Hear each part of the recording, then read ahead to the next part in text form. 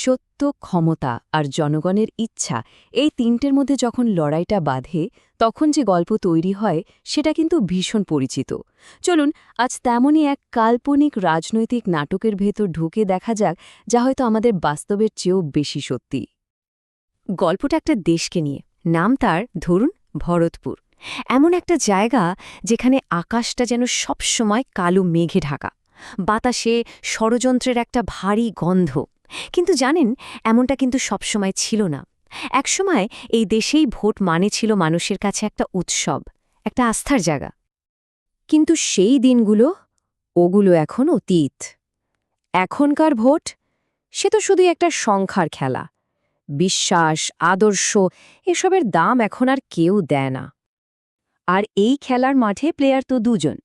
একদিকে আছেন অর্জুন সিং, যিনি বলছেন আমি দেশকে বদলে দেব, আর ঠিক তার উল্টো দিকে রোহিত বর্মা, যিনি পাল্টা প্রশ্ন ছুড়ে দিচ্ছেন, দেশ তো তুমি বদলেছ, কিন্তু নিজের নিয়মে। বুঝতেই পারছেন, দুজনের এই যে মতের লড়াই, এটাই নির্বাচনের আগুনটাকে আরও উস্কে দিচ্ছে। আর ঠিক তখনই উত্তেজনাটা একেবারে চরমে পৌঁছল। একটা ফিসফাস, একটা গুজব দাবানলের মতো ছড়িয়ে পড়ল চারদিকে, ভোট চুরি হয়েছে। ব্যাস, মানুষ তো রেগে আগুন, নেমে এলো রাস্তায়। কিন্তু ক্ষমতা, সে তো এসবকে অপপ্রচার বলে ফুৎকারে উড়িয়ে দিল। আর ঠিক এইখান থেকেই গল্পের দ্বিতীয় পর্বটা শুরু হচ্ছে। এমন একটা জার্নি যেটা ভীষণ বিপজ্জনক। এখানে লড়াইটা কিন্তু আর সত্যকে খুঁজে বের করার নয়, লড়াইটা হলো সত্যকে জেল থেকে ছাড়িয়ে আনার। কিন্তু প্রশ্নটা হলো, সত্যটা আসলে কোথায়? ক্ষমতার এই গোলক ধাঁধায় সত্যকে খুঁজতে গিয়ে সাধারণ মানুষগুলোই যেন কোথায় হারিয়ে যাচ্ছে, তলিয়ে যাচ্ছে এক গভীর অন্ধকারে। এই সাধারণ মানুষের লড়াইয়ের একটা ছবি যদি আঁকতে হয়, তাহলে হয়তো এক বৃদ্ধার মুখটাই ভেসে উঠবে। তার কান্না ভেজা চিৎকার, আমার ভোট আমি দেব। কি এমন চেয়েছিলেন তিনি? শুধু নিজের ভোটটা নিজে দেবেন, কিন্তু বুথের দরজা পর্যন্ত পৌঁছানোর আগেই ক্ষমতার বুথের এক ধাক্কায় ছিটকে পড়লেন। তার ওই একার চিৎকারটা যেন লক্ষ লক্ষ মানুষের না বলা কষ্টের আওয়াজ হয়ে বাতাসে ভেসে বেড়াতে লাগল। ভরতপুরের রাজনীতিটা এখন হয়ে গেছে ধর্ম আর ঘৃণার এক ভয়ঙ্কর থিয়েটার। আর এই থিয়েটারে মিডিয়া হলো একটা ধারালো তলোয়ারের মতো। আর সত্য, সে তো এক চুপচাপ কয়েদি, এক অদৃশ্য জেলে বন্দী হয়ে আছে। টিভির পর্দায় তখন শুধু ব্রেকিং নিউজ। অর্জন সরকারের বিরুদ্ধে বড় অভিযোগ, একের পর এক অভিযোগ।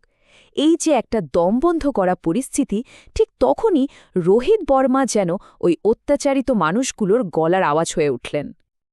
আর তিনি সাফ জানিয়ে দিলেন, আমার লড়াইটা ভোটের জন্য না, আমার লড়াইটা সত্যের জন্য। ব্যাস, এই একটা কথা তাকে রাজনীতির ওই নোংরা খেলার বাইরে সোজা মানুষের মনের ভেতরে জায়গা করে দিল। কিন্তু সত্য বলার একটা দাম আছে, তাই না? আর সেই দামটা চোকাতে হয়। যারা মুখ খোলার সাহস দেখায় তাদের মাইক্রোফোন কেড়ে নেওয়া হয়, মাঝরাতে বাড়িতে হানা দেয় ইনকাম ট্যাক্স, আর সকাল হতে না হতেই পুরো পরিবারকে দেশদ্রোহীর তকমা লাগিয়ে দেয়া হয়। গোটা দেশটাকে যেন একটা দম বন্ধ করা নীরবতা গিলে ফেলে। আর সেই চুপচাপ অন্ধকারের মধ্যে প্রত্যেকটা মানুষ মনে মনে নিজেকেই প্রশ্ন করে, এটাই কি আমার দেশ, যেখানে সত্যি কথা বললে বিপদ আর চুপ করে থাকলেই নিরাপদ? এরপর আসে গল্পের শেষ পর্বটা, ভোটের দিন। এই লড়াইটা আর শুধু চেয়ার দখলের লড়াই থাকে না, এটা হয়ে ওঠে চেতনার এক বিরাট যুদ্ধ। ভোটের দিন সকাল, বুথের বাইরে লম্বা লাইন। কিন্তু মানুষগুলোর চোখে তাকিয়ে দেখুন, কোনো বিশ্বাস নেই, কোনো আশা নেই। আছে শুধু ক্লান্তি, যেন তারা ধরেই নিয়েছে যা হওয়ার তা তো আগেই ঠিক হয়ে গেছে। তাদের ওই চুপচাপ চাহনিটাই যেন সব বলে দিচ্ছে। কিন্তু ইতিহাস তো আমাদের একটা কথাই বারবার শিখিয়েছে, তাই না? কোনো ক্ষমতাই চিরদিন থাকে না। একটা সময় আসে যখন মানুষের জমে থাকা এই নীরবতাটা ভাঙে, আর সেই ভাঙনের যে শব্দ, সেটা যে কোনো সিংহাসনকে কাঁপিয়ে দেওয়ার জন্য যথেষ্ট। একদিকে ক্ষমতার চূড়ায় বসে আছেন অর্জুন সিং। দেখে মনে হচ্ছে ক্লান্ত, কিন্তু নিজের বিশ্বাসে তিনি এখনও অটল। তার একটাই কথা, আমি যাই করেছি দেশের ভালোর জন্যই করেছি। আর ঠিক তার বিপরীতে লক্ষ লক্ষ মানুষের সামনে দাঁড়িয়ে রোহিত বর্মা উচ্চারণ করলেন সেই আসল সত্যিটা। দেশ মানে তুমি না, আমি না, দেশ মানে আমরা। আর এই একটা কথাই যেন একটা ম্যাজিকের মতো কাজ করল, ঘুমিয়ে থাকা মানুষগুলোকে এক মুহূর্তে জাগিয়ে দিল। ভোটের যুদ্ধটা শেষ হল, কে জিতল কে হারল সেই হিসেব তো সময়ের খাতায় থাকবেই, কিন্তু ইতিহাসের পাতায় অন্য একটা জয়ের কথা লেখা হয়ে গেল। এই জয়টা কোনো রাজনৈতিক দলের নয়, কোনো নেতারও নয়, এটা হলো মানুষের চেতনার জয়, সবার একসঙ্গে জেগে ওঠার জয়। কারণ একটা ভোট, ওটা তো শুধু একটা বোতাম না, ওটা হলো সাধারণ মানুষের হাতে স্বাধীনতার শেষ অস্ত্র, আর সবচেয়ে শক্তিশালী অস্ত্র। শেষ পর্যন্ত এই গল্পটা আমাদের একটা চিরন্তন সত্যের সামনে এনে দাঁড় করায়। যেদিন মানুষ আসল সত্যটা বুঝতে পারবে, ঠিক সেই দিন মিথ্যার ওপর তৈরি রাজনীতির এই বিশাল প্রাসাদটা তাসের ঘরের মতো ভেঙে পড়বে।